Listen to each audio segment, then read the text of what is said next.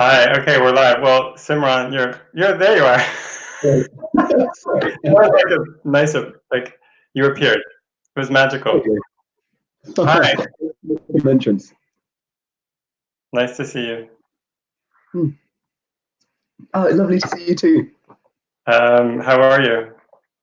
Yeah, really good actually. As I was saying to you earlier, today's just been a very average day.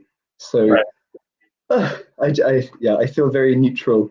Um, with that like underlying coronavirus panic just underneath the neutrality, Yeah. probably. How are you today? I'm good. It's early here, so I don't know yet. It's it's 9 o'clock in California. You're in London, right? Or outside of London? Exactly. Oh yeah, West London. Yeah. Um, Um, I wonder. Normally we start with a centering. Should we? I think you offered to lead us through something before, so before we spoke. So if you could lead us, and then maybe you could tell us a little more about yourself. Is that okay? Do you want to start with the centering? Yeah. Absolutely, that sounds perfect. Thanks. Oh, mm,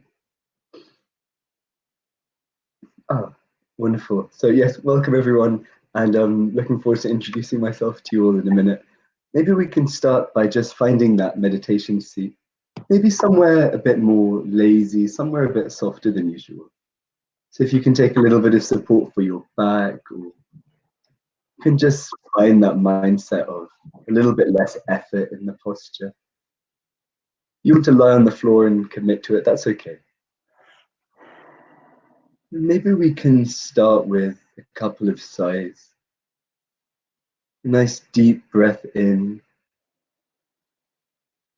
and a sigh if you like. Perhaps twice more. Wonderful and deep in.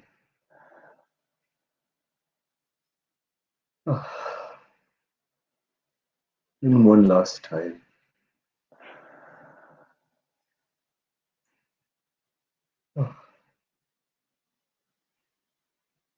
Taking a second just to slow down before we go anywhere else. Maybe we can draw our awareness to the breath. You can do that in any way you like. If you're comfortable working with the breath, and give you another option in a second. So maybe you're noticing the feeling of the breath at the nostrils, the ticklishness or coolness or warmth. Maybe you're noticing the rising and falling around the shoulders and the tummy. Or maybe you just notice the contact of the feet against the ground. And you can just stay with that, either the breath or the feeling of the feet touching the ground.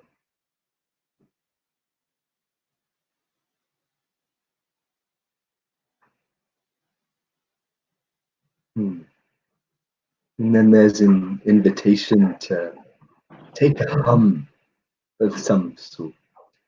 Maybe a wonderful deep breath, just as deep as is comfortable. And a long or short hum. You might do that twice more. Let those hums roll through the body.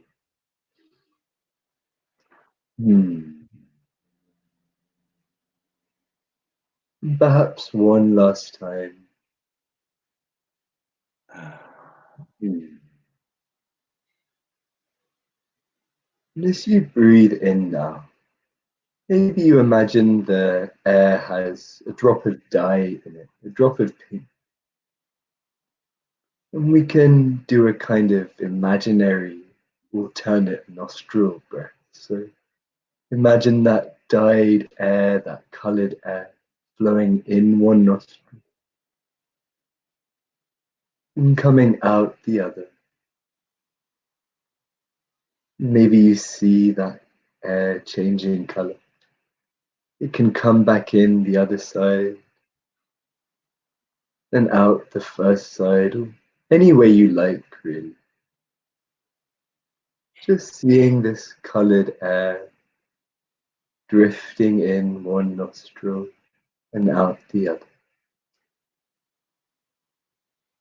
Maybe it's blue as it comes in and green as it goes out. Maybe orange and green. Maybe a gentle golden color. Coming in one side and out the other.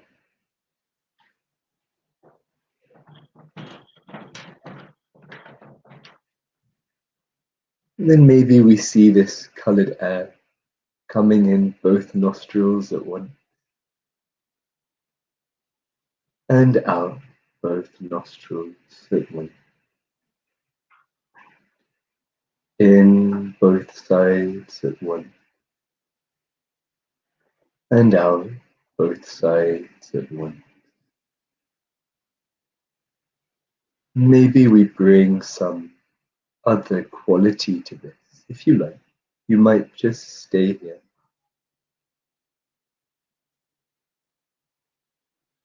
Maybe there's some feeling inside you you're a little unsure about.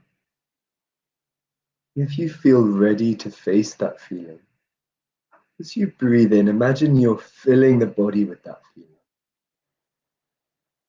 And as you breathe out, you're breathing out something wonderful and easy, like peacefulness or relaxedness. Something that's easy to feel. Sort of like the opposite of what you might imagine. Breathe in whatever it is you're unsure about. If you feel ready, you can always just breathe in and out something that feels right. Something that feels good, like gentleness or slowness. But again, if you feel ready for it, you might breathe in fear and breathe out relaxedly. You might breathe in anger and breathe out openness. You might breathe in anything else you're afraid of at the moment. Breathe out something that feels easy and kind. You can take a few more rounds of this breath,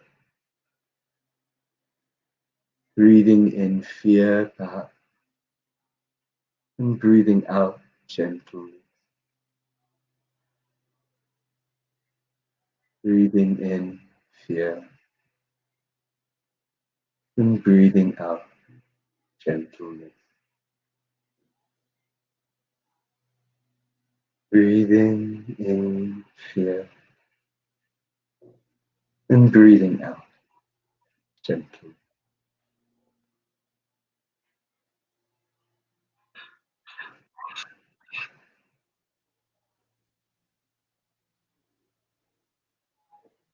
And perhaps we can close just how we started with 3 deep breaths or sighs.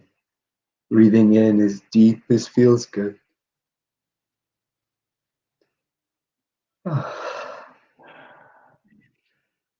Twice more perhaps.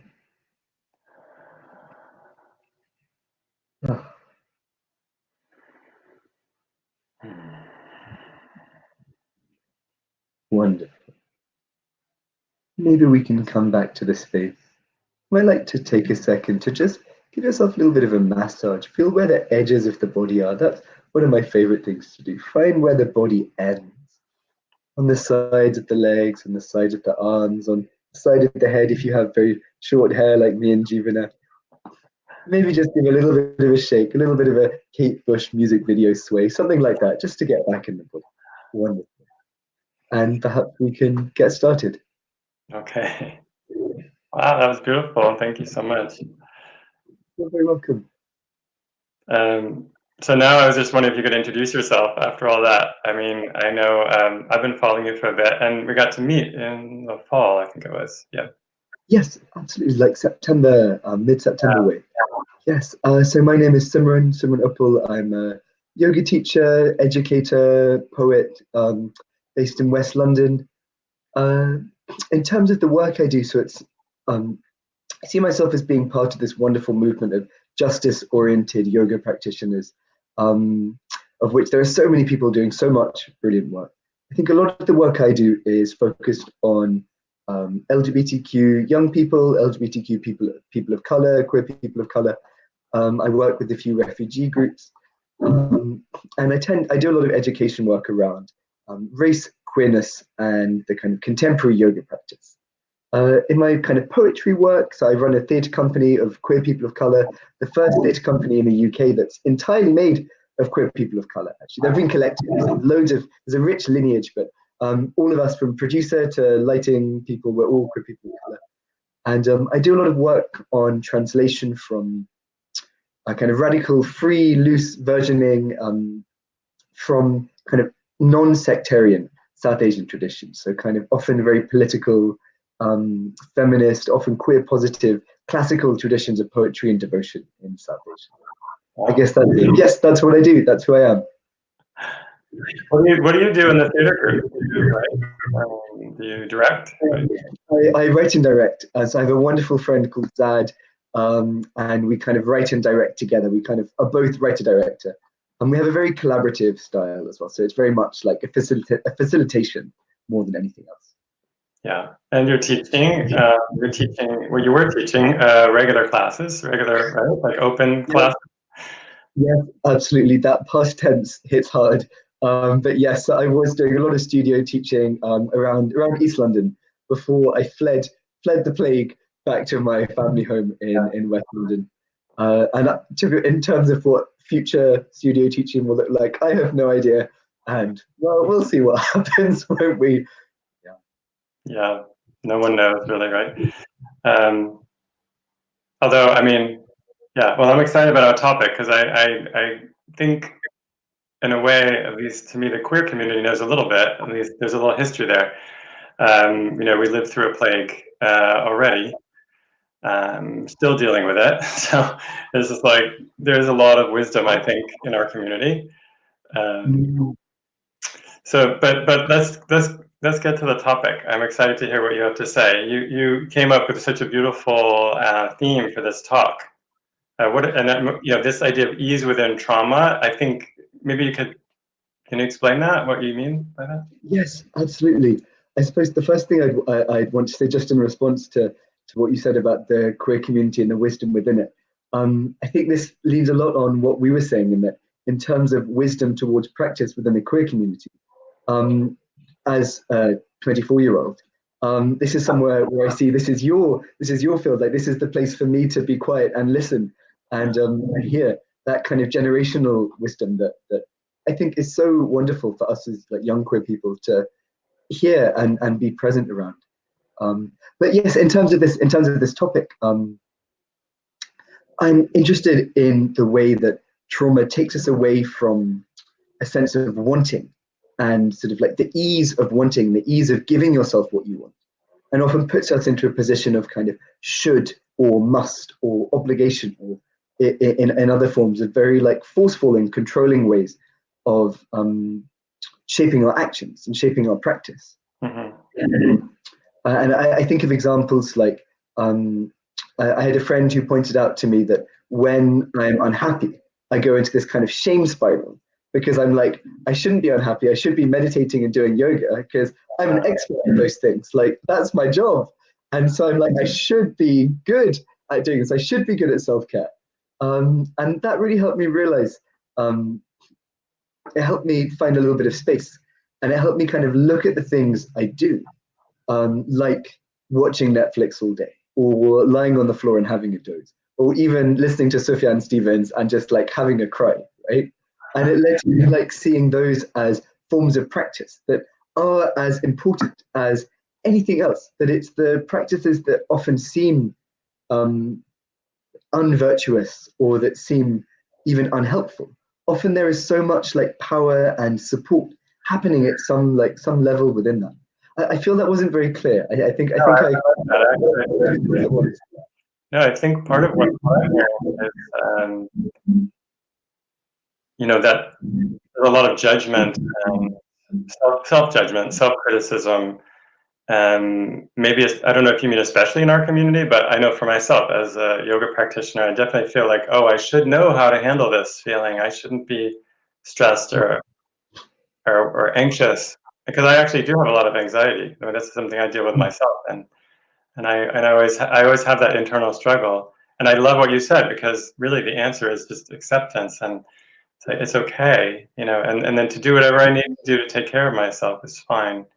It reminds me, I don't know if it's related, but it reminds me of the kind of shaming that happens in our community around prescription medication, for mental health issues, and how it's like, not, oh, that's not yogic to be taking depressants or whatever, but it's just ridiculous. People need to do whatever they need to do to care for themselves, and that's not yoga. I mean, it's we don't need to be like policing Mm, that. Yeah. absolutely. That reminds me of what you said in your conversation with Susanna the other day, that yoga is working with consciousness. Mm. Or you said something along those lines, which of course echoes the first line of the Yoga Sutra, right? I mean, yoga is working with consciousness is practically a loose translation of that first line, right? Um, and I love that idea that any way in which you work with your consciousness towards, um, you know, uh, some goal of non-harm or gentleness towards yourself, is yoga. I love that, because I remember seeing bed yoga as a brilliant breakthrough. A type of yoga I learned from you on that wonderful course. But I love the idea that even Netflix in bed is Uh-huh. bed yoga. And even Netflix in bed as avoidance, like even you want to shut off the world, you want to shut off your own feelings. Maybe that's yoga too, right? Like sometimes it's not the time to like sit and be fully present with your despair at the state of the world. Maybe sometimes it's time to just like chill out, watch Friends, numb your mind a bit, and then come back. And that's like a yoga of waiting. It's a yoga of patience. It's a Yeah, yoga of endurance, perhaps. that's beautiful. And that's similar to what I experience with anxiety sometimes, which is, I think there's a tendency for yoga practitioners to think that to address anxiety, we should, like, often people say, well, take a deep breath. And like, that's not necessarily useful if someone's struggling with anxiety and having trouble breathing. They need to be distracted, actually, or grounded. Either way, whatever can take them to shift their consciousness, that's a useful practice. Absolutely, absolutely, especially around the breath. The breath, I think awareness of the breath, but also even awareness of the body, I think, are so often things we need to. Um, there's this sense in the mainstream of kind of the yoga mindfulness kind of world, that awareness of the breath and awareness of the body are like the fundamental, perfect practices that support everyone. And I think this brings us back to the question of the communities who were in crisis before COVID hit. I work with an LGBTQ youth centre in London, in kind of northwest London or North London. And when I'm teaching meditations there, I don't want to trigger the dysphoria of every single person in that room by being like, hey, let's become aware of our body. Like, let's bring our awareness into the exact place that you probably came here to like take a space away from. Perhaps, I mean, dysphoria manifests in so many different ways, and I don't mean to simplify. But for many practitioners, the body is not a place of ease. The body is a place of intense, kind of societally enforced distress and trauma.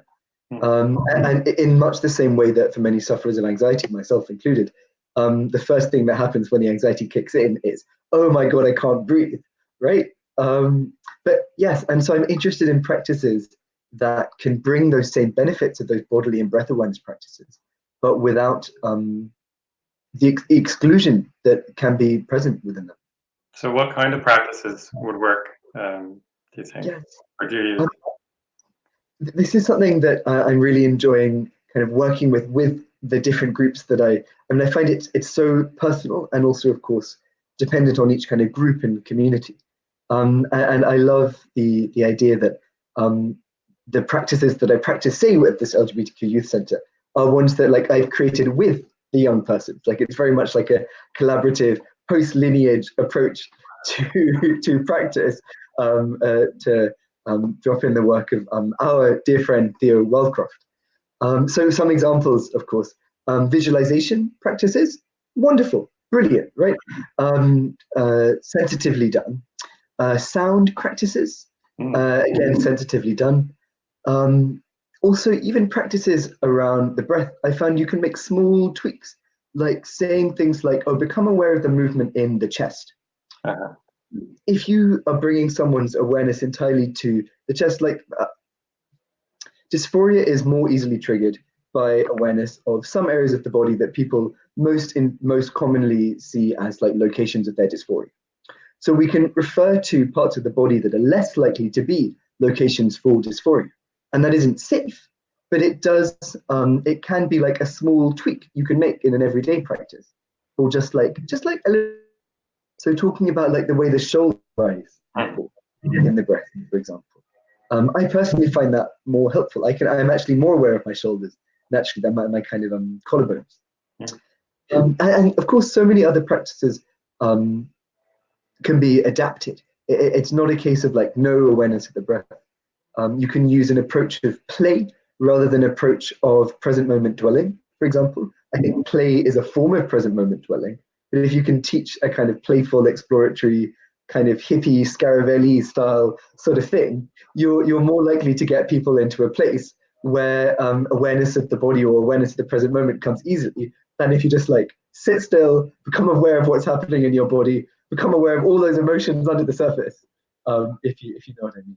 I do know what I mean. I personally learned a lot from teaching yoga to my kids. You know, and I don't often talk about that, but I mean, just having kids and trying to bring yoga into their life over the years and watching where they resist and where they the fun, and basically it's the fun that they responded to. And I think that most of us are just big kids anyway, so I mean, we all need that. We sometimes need a more pleasant way in. I love that. It doesn't always what we think about this kind of strict external force. That does feel like something our community knows how to talk, you know, how to do, which is fun and joy and pleasure, even as like a revolutionary act, you know, within our community. Absolutely. And of course, there's like brilliant movements within disability justice. There's that wonderful text movement, pleasure activism, and text like that. I'm really interested in this, the way that like, this brings us back to that idea of practicing out of want, practicing out of desire, desire for pleasure, desire for joy, rather than practicing out of obligation or should, or something like that. Yeah, Pleasure Activism. It's an amazing book. She's incredible. Absolutely. I love to draw. I think this is where this conversation maybe links to some of those classical traditions in South Asia, because you look at the prevalence of pleasure and joy and ease in the practice. So many traditions across the kind of contemplation traditions and communities. But one story I like, one I think useful stories, even within the kind of like early Buddhist texts, you have which we often see kind of like source Buddhism or kind of even Buddhism more widely in this sort of simplifying way, as a very like austere. You must be aware of that vipassana, like sit still in this room for 12 days or whatever it is, and if you so much as flinch, whatever it is. But there's this wonderful story many people are familiar with of the Buddha. The Buddha goes off and he does his yoga, right? The Buddha is like an ascetic yogi for a little while, starves himself, does breath control, we think, has a horrible time, is hating it, isn't achieving anything. And so he just leaves and they're all like, oh, you're weak, you can't stick with the practice. And he passes out on the side of a road at the edge of the forest. And a young woman comes along with a cup of milk. And there's this ascetic who's starving and so on, milk. And there's a huge amount of focus in some of the kind of texts that record this or that relate or elaborate on this story about the pleasure that the Buddha takes in drinking this sip of milk. And the idea that in this moment of drinking this like wonderful milk, I was once given fresh, warm buffalo milk as a child when we were visiting my family's farm in India, and it was delicious. Let me tell you, unpasteurized, unheated, probably not very safe, but delicious, like straight from the buffalo. Wow, creamy, sweet, warm, extraordinary. Uh, And it is in that moment of joy and pleasure that the Buddha is like, aha, this is what the practice can be like. The practice can be like full of ease. The practice can be like as pleasant as like some delicious, warm, fresh milk straight out the udder, or whatever it is. And there's so many other traditions that we could talk about here as well. Bhakti traditions, community singing, yeah. all kinds of stuff. Yeah, I think those, I mean, Bhakti is a great example of that, singing together. It feels like um, even within, at least here in the US, that is a very separate practice than most yoga classes. You don't get a lot Mm. of them mixed together, just as an occasional special workshop. But singing together is so fun. And I know that was what I really learned when I, trained with my teacher. We did chanting all the time, every day together as a group. I mean, that was just a huge part of what we were doing. Absolutely. And I love that you use the language of singing together as well as the language of chanting. Because I think often we see chant in the West, both as members of the South Asian diaspora and also as kind of non-South Asian practitioners. Chant seems very kind of austere and formal and often very particular. And Yeah, it's kind of yogena chittasya padena vacham, and it's this very like Sanskritic, like sort yeah, of, oh God, like it seems very intense. It's like that scene in Eat, Pray, Love, when she goes there and she's sitting there in the ashram, doing her using brown people for self-realization thing, and she yeah, is like lost and it's stressful and it's too much. yeah. And I think we can remember that in these bhakti traditions and the Sant traditions, these bhakti traditions and Sufi Islamic devotional traditions that are always blending together, there's never been a separation between these, Mm, which is so important to remember. These are poems, beautiful poems in vernacular languages, everyday languages, people's kind of everyday speech, written to be sung in community with largely folk instruments. It's not a kind of like, and there are hugely intellectual strands of it, but it's a practice to be enjoyed, mm. um, be understood easily, to kind of arise spontaneously. Um, it's a bit like, I mean, it's a bit like campfire songs, right? I think that's the energy we should bring to our bhakti practice, like campfire songs after like a couple of beers or something. That's the vibe That's I'd like to do. that's beautiful. I have to go back to your age. I told you it's just remarkable to me. Like you're 24. Like I feel like that's important. I mean, I have my son's 18, and actually he'll be 19 soon. And I know, like, spending a lot of time with him, that he feels like his voice is never heard. And I guess I just wanted to remark on that point, that it's so great that you're out there speaking, and that you're here with me today, and you're 24. I just wondered if your thoughts about that, about youth, and how that's another group that's just never, I don't know what the word is. I don't know if we'd say marginalized, but maybe not. We don't let younger people lead. Yes. Oh, I suppose it's interesting within the context of yoga spaces, at least, and I wouldn't like to speak outside of yoga spaces. I suppose largely because I don't have enough experience to speak outside of those spaces. I imagine on account of my age. Um, I mean, I find this something difficult to navigate because most of the effort that I put in is the effort of being aware of where my youth and inexperience limits me. And so most of my brain power is put onto where can I listen, like where can I learn here. I think one angle on this, which is um, where I think we really can, and I feel confident in celebrating the presence of young people in yoga and leading in other spaces too, is that again that kind of post lineage thing, Yeah. that idea that like we can collaboratively create these practices or edit these practices or innovate whatever these practices, and that doesn't require some like either externally kind of transmitted guru to guru to guru to guru, parampara succession thing. And it doesn't necessarily require like years and years of intensive, formal, structured practice. It can just kind of arise spontaneously from community. And community of people of all ages, as well as people of all social positions and other things like that. I know some of the most wonderful experiences I've had has been to come back to this LGBTQ youth center. Has been working with these. I mean, they're kids, right? Some of them are like 16, and we'll often end up chatting after practice, and they'll be like, "Oh yeah, like when I'm doing this kind of meditation, this doesn't work for me, so I've just started doing this." Once that happened, and I was like, "That is precisely that they had just innovated by themselves, like an exact version of it." There's this Tibetan purificatory practice called 9-round breath. So it's a form. It's a bit like what we did in our centering practice. You breathe in wholesome desires from a visual. It's a tantric practice. You visualize a deity, normally the purification Buddha. You inhale wholesome desire. You exhale unwholesome desire. Things like that. It's complex breathing stuff. And they've been like, yeah, when I do alternate nostril breathing, I like to imagine I'm breathing in this quality and breathing out that quality, blah, blah, blah, blah. And I was like, you're 16. This is an esoteric Tibetan practice. What's going on? Like, how did you make this up?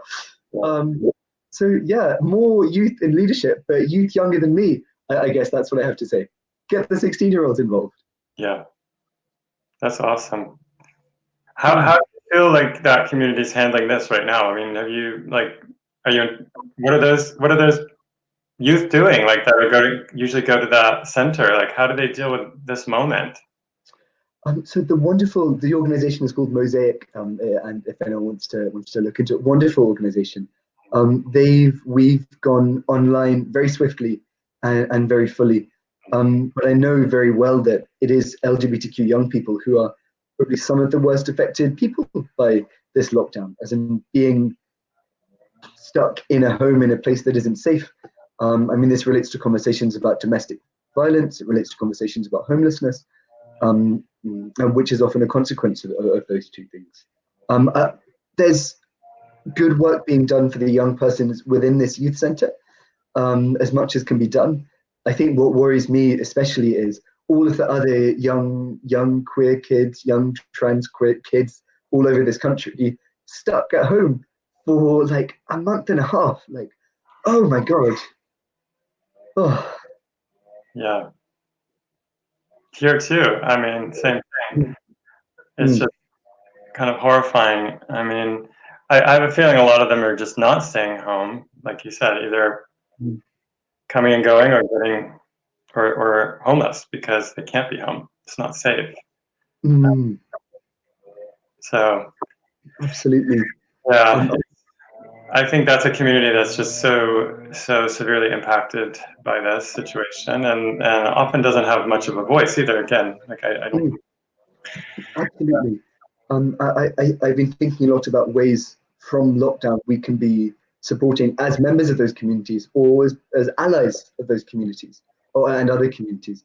I guess in the case of LGBTQ youth, to anyone in the UK watching this, you'll probably know about the new wave of transphobic legislation that our government has decided to push in. It's like we're in a pandemic. Is this the time for why? I mean, there was no time for this ever, but and so there's a big wave of organizing against that as best can be done from lockdown, and there's lots of GoFundMe's and crowdfunders and stuff like that out there, which need financial support as well as support in other forms of organizing. So that's one very tangible thing people can be doing to support trans youth at the moment. That's great. I mean, there's in the US. We're doing a fundraiser here in town for our local food bank, because our food bank actually feeds a lot of young people. And the rate of hunger in the US is unbelievable. I heard it was 17% of children and youth in the US are hungry. I don't know if that's true, but that's something I recently read. And we're doing a fundraiser this Sunday. Anyone can join for our local food bank. We got 9 local yoga studios to give all the money from their classes one day. Bank. But yeah, it's a difficult time. It seems like a time where anyone who's on the edge anyway is just pushed a little further. It's just showing, it's just making it more clear, I think. And I'm concerned, even within yoga, I think there's teachers who are in that situation, who don't have any income right now. And maybe we're hardly making any money anyway, teaching. Yeah, I don't know. I mean, I'm very much in that position. I have some teacher training work still going, but and I was incredibly lucky to be able to move back home, right, and to have a safe home to come back to in the same city, right. But I lost the entirety of my income, and I would say 80-90% of it, and I'm not eligible for very much support because of when I started paying tax, essentially. So there's universal credit, which is an abomination and a joke. Welfare support in this country is a catastrophe in every single way. But I'm in a weird way hyper aware of the way in which it is early career yoga teachers, early career people across industries who are suddenly without work. And it's only the very lucky, privileged ones like me who can have the leisure time to just plop back to a nice home in leafy West London and doing meditation and yoga in the park and chatting to and kind of doing online seminars and stuff. That's such a good point, though, about, again, going back to younger people, that they're the ones who are laid off. And my son got laid off because he had just started a job a few months before. So last hired and first fired. And it's just, it's so sad because it's just, when will he get that opportunity again with the way things are? It's just, yeah, it's kind of it's a very difficult time. What else? Any other thoughts you have for us about that? And I think there were some things you wanted to cover today. I just don't know if you got to everything. Yes.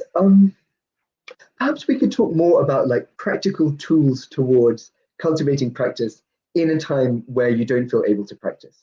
I wonder if that would be a useful direction to go, to kind of bring it back to the yoga toolkit, the body mind toolkit, and hopefully to kind of bring that as a final note to this session after our kind of brief 10 minutes of despair, or if not despair, of reflection perhaps. And I suppose I have a few things that I would love to. I'm sure you have wonderful things that you would that I would love to hear. Yes, I could offer a couple of thoughts of practices that have really served me in that. Wonderful. I think for me, I see it as being like a gentle, wiggly line slope upwards towards stronger and stronger practices. And I kind of see the beginning of that as being lying on your floor, completely still, in despair. And then I see the end point as a fiery vinyasa practice where your blood's pumping and you're feeling great, and it's meditation and it's cardio and it's resistance and your body's great and your mind is alive. And it's kind of how do you get from the point of exhaustion and anxiety exhaustion, right? The consequence of anxiety is so often tiredness. How do you get that point of being petrified, scared of your own emotions, scared of practice? Because if you go on the meditation cushion, you're going to face your fears and you don't want to do that. How do you get from there to somewhere back towards your kind of self-regulated equilibrium? And I think it's all about that middle stage. That's what really, really interests me. What's the middle portion? Because too often it's oh, here's the practice that will sort you out. Here's the fiery, jump right to the end point. And I think a lot of the stuff in the middle doesn't look like yoga at all, at least for me. For me, it looks like dragging myself out of the door for a walk. And then I found that it starts off with just a couple of walks, same time every day, just spontaneously, it helps you get that rhythmic pattern eventually in a 5-minute walk, whatever. And then I'm so lucky, the park near me has a little river running through it. This being London, it's an intensely polluted river. So polluted that when they found fish in it, there was this kind of scientific shock that it was even possible that fish could live in this small river. But anyway, so I kind of walked down to this river, and rivers are very, I find rivers incredibly supportive to my practice. And then I would be standing by this river and just looking at it, and then I'd be like, oh, well, I might as well do some pranayama. And the next thing I know, it's I've done 20 minutes of pranayama, and I'm like, oh, well, I might as well have a stretch. And the next thing I know, I've done like 10 minutes of a couple of, standing postures that don't look too weird in the park. It's that like slow build up where you then begin to like, and I don't know where I am. I think I'm, like it's not a linear journey, right? It's a kind of like loopy all over the place, working your way up. But I suppose the main practice is flexibility and trying to connect to what a wonderful teacher I know calls the heart's deepest wishfulness. A yoga teacher here in London called Leila Sadeghi. She says prayer is the expression of the heart's of your deepest wishfulness. And it's taking that on the nose, like really on the nose. Like if your deepest wishfulness right now is to have a nap, or is to watch Netflix, or is to do something that is perhaps like not. We all have coping mechanisms, right? And about approaching our coping mechanisms from a place of non-judgmentalness, from kind of harm minimization, harm reduction, gentleness with those coping mechanisms, and acknowledging those coping mechanisms as a form of your heart's wishfulness. Of course, always being aware of where these coping mechanisms can harm us and those around us. Never to speak in support of harmful or violent things. But I think that's what it is. It's basically do whatever feels right, even if you think it's just a waste of time. Yeah. Even if you think it's just slugging about, even if you think it's being lazy, even if you think it's being gross, or you're not doing your practice, or it's just do it. Just do it. And then very slowly, like slip in a walk, slip in a stretch, slip in a breath work. Just like slip it in and see where you land. That's my tactic, I suppose. That's the strategy. That's beautiful. I love it. I mean, that's actually kind of how I always practice. I mean, I think accessible yoga has helped me to release a lot of the preconceived ideas I had about my practice. I mean, they're still in my head, but I really fight them. And I do have a commitment to myself to get on my mat every day, but it doesn't, it's not like it looks different each time. So I love what you said. I love, sometimes it is laying around, and then I call it restorative yoga, but it might not really be anything more than just laying there. And so sometimes it's dancing around. I like to turn on music. That's really helpful to me.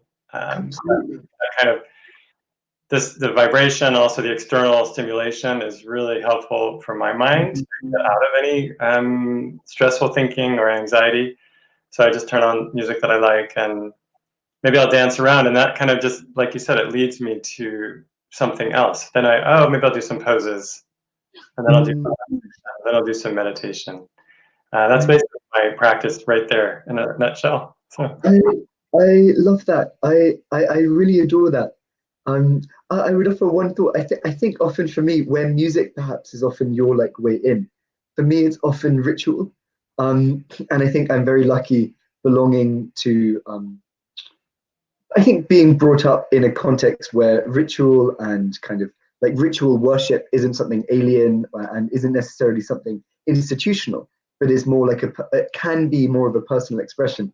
I feel quite comfortable I have a beautiful shrine set up over here, and I have my candles and diyas and bells. Normally I have incense, but my mum has unpleasant memories associated with incense, so now I have ethically sourced Palo Santo. I promise it's very ethically sourced.